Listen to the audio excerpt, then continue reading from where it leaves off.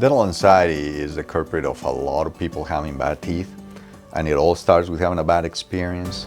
So number one, I think the dentist has a lot to do with how the patient is going to react and how assertive the patient is going to follow through the treatment plan. We have sedation doctors.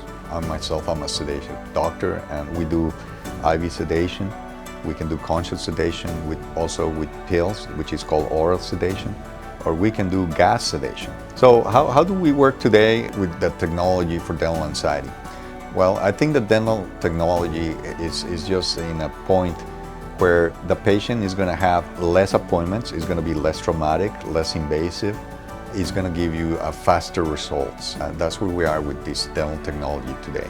So when you come to the office to get one of these treatments, it's not just the doctor, it's the whole staff, it's a team, and just make you feel like family, very comfortable. And that's how we treat anxiety in my office. We just, from the doctor to the nurses to the front staff, the admin team, they all have one goal, and it's to make your journey as less painful and with no anxiety as possible.